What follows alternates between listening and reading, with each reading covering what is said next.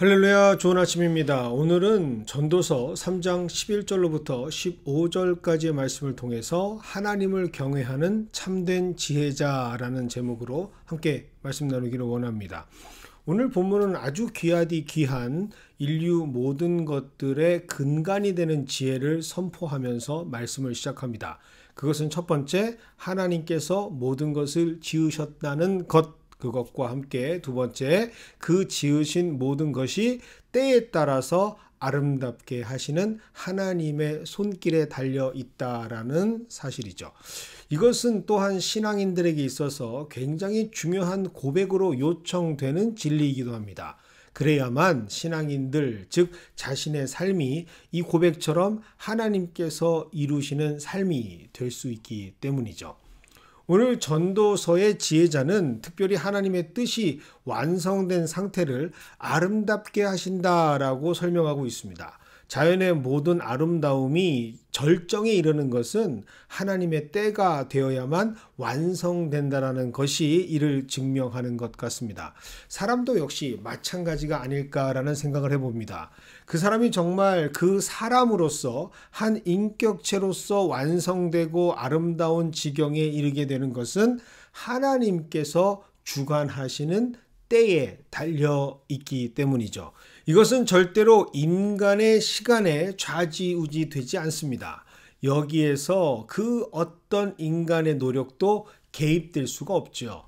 한 인간이 얼만큼 최선을 다하고 노력을 했는가는 이 질서 안에서는 전혀 무관합니다. 아무리 발버둥 친다 하더라도 우주의 큰 질서에 아무런 영향을 끼치지 못하는 것과 같은 원리죠. 오직 하나님께서만이 이 모든 것을 주관하십니다. 성경의 다윗의 경우 인간적인 기준에서는 그는 어렸습니다. 하지만 하나님께서 그 소년을 전장에 나가 승리할 수 있는 훌륭한 장군으로 다윗을 아름답게 완성시키시죠. 야곱의 경우 아무리 노력해도 결국에는 자신이 원하는 인생을 소유하지 못합니다. 하지만 나이가 들어가는 그 과정에서 점점 더 성숙시키시고 완성되어가는 하나님의 사람으로 결국에는 그 모습이 아름다워지는 지경에 이르게 하는 것은 바로 하나님이십니다.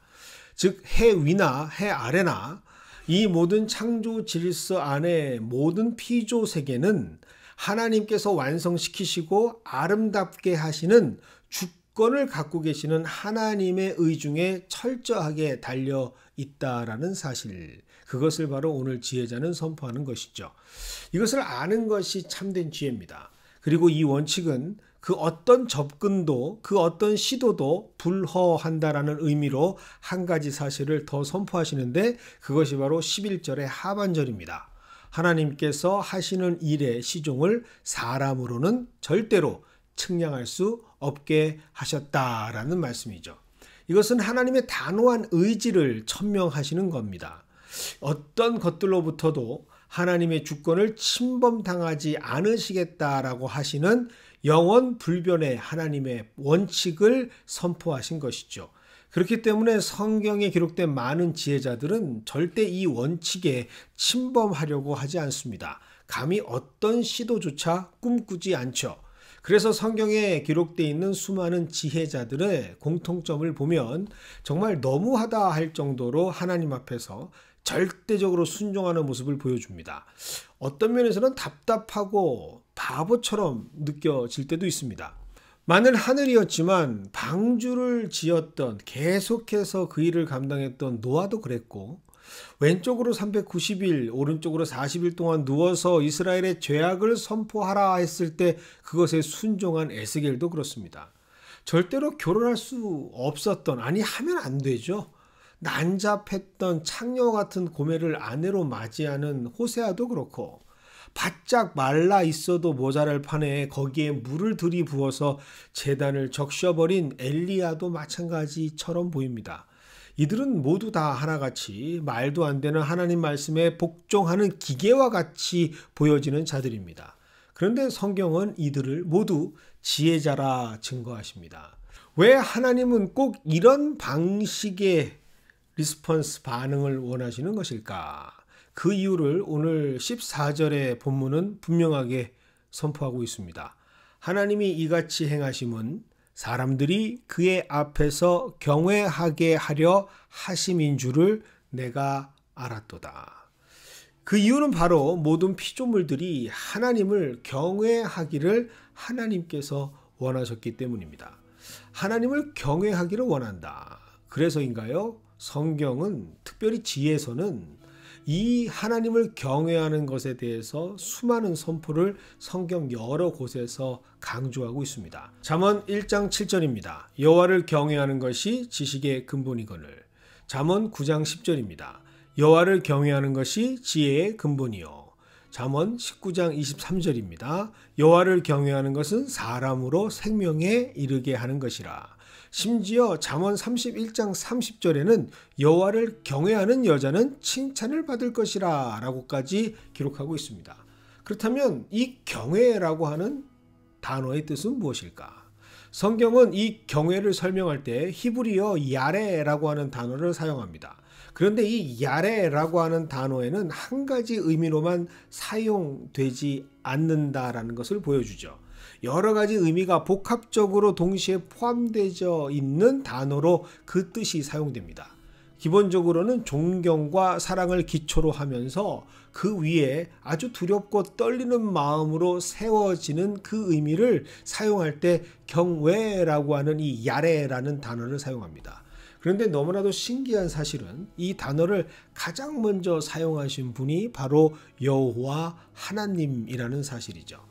성경에서 경외하다라는 단어가 처음 등장하는 곳은 다름 아닌 창세기 21장 12절입니다. 바로 아들을 바치는 시험을 통과했던 아브라함에게 하나님께서 하나님의 사자를 통해서 직접 말씀하셨던 그 본문입니다. 함께 봅니다. 사자가 이르시되 그 아이에게 내 손을 대지 말라. 그에게 아무 일도 하지 말라.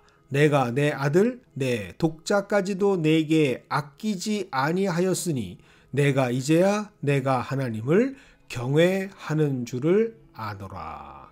하나님께서 기꺼이 그 아들을 바치면서까지도 하나님에게서 요구받은 그 명령을 따랐던 아브라함을 보시면서 하나님을 향한 그 모든 행동을 바로 경외라고 정의하시는 것이죠. 즉 하나님께서 인간에게 참으로 요청하시는 것이 무엇인지를 아주 명확하게 보여주는 장면입니다. 그것은 바로 절대적인 무조건적인 순종이죠. 즉 성경은 오늘도 우리에게 선포합니다. 참된 지혜자는 진짜 하나님께서 원하시는 것이 무엇인지를 분명히 알고 그 뜻대로 그 방식 그대로 그 원칙 그대로 받아들여 순종하는 사람이며 이것을 행하는 사람을 하나님은 참된 지혜자라고 말씀하신다라는 것입니다. 그러니 이들의 삶은 어떠한 것을 추구하며 살아가는 삶일까? 그것이 바로 12절의 말씀이죠. 그 생명이 허락된 시간 동안 다름 아닌 하나님께서 원하시는 선을 기뻐하며 행하는 삶을 추구하는 것입니다. 그리고 그것이 바로 참된 지혜자들의 삶이라 오늘 성경은 말하고 있습니다.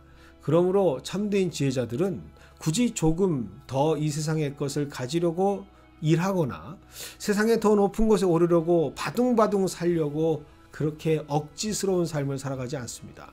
그렇게 한다고 해서 가능한 것이 아니다라고 하는 사실을 이미 알고 있기 때문이죠.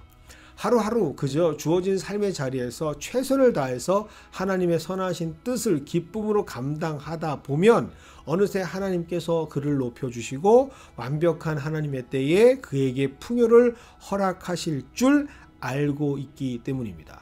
그러니 참된 지혜자의 인생은 어떠한 상황 속에서도 한숨과 고통 그리고 근심으로 살아가지 않고 하나님을 기쁘시게 하는 삶으로 그저 하나님께 소망을 두고 모든 것을 하나님의 때에 아름답게 이루실 그 은혜를 확신하며 소망하는 삶으로 살아갈 수 있게 되는 것이죠. 이것이 바로 우리의 삶이 되기를 소망합니다. 오늘 우리에게 선포하시는 하나님을 경외하는 지혜자가 되어서 오늘 하루도 소망 가운데 하나님께서 우리를 아름답게 만드실 그 때를 소망하면서 기도하면서 감당하시는 저와 여러분이 되시기를 주님의 이름으로 축원드립니다.